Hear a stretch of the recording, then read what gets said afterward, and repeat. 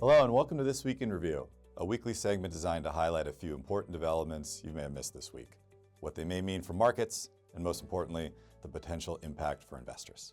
Now, let's review what happened this week. First, a U.S. crypto reserve fund. On Sunday, President Trump revealed plans for the U.S. government to buy and hold a variety of cryptocurrencies in a national reserve fund, including Bitcoin, Ethereum, and a few others. Proponents believe this could help diversify government holdings and hedge against financial risks, where others see cryptocurrencies as less than ideal reserve assets due to their volatility. This morning, we got more details, but much more about this initiative remains unclear. Regardless of what happens here, we don't think the investment case for cryptocurrency changes much.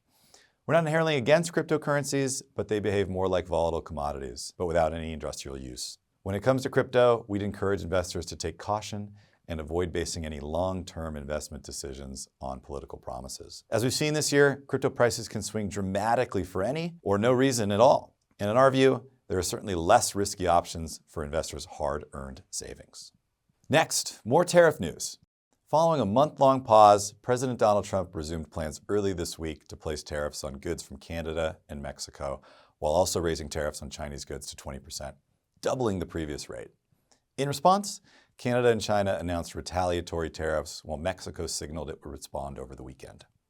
Global stocks dropped on the news, adding to the recent bout of downward volatility, and then gyrated the rest of the week as the Trump admin signaled some industries may receive exemptions and eventually paused tariffs on most goods from Mexico and Canada for another month.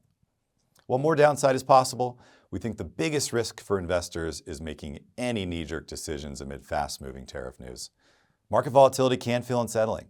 However, selling stocks during a downturn can lead to missing out on gains if the market rebounds, which we believe will happen this year.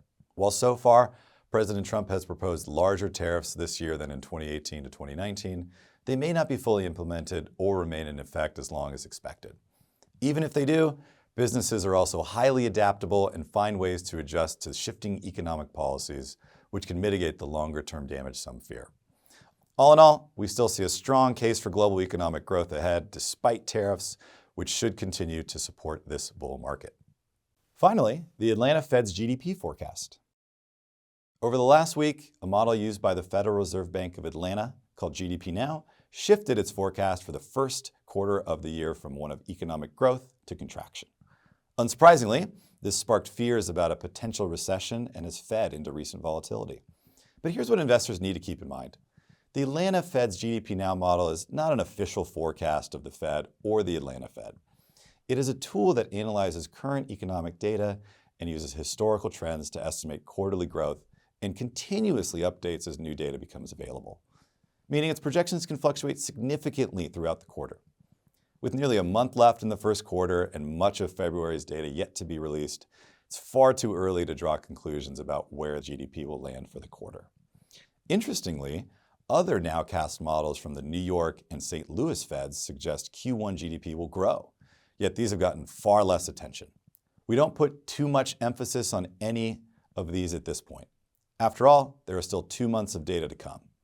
But headlines touting recession fears suggest investor sentiment has fallen recently, paving the way for reality to exceed lowered expectations and help propel this bull market further.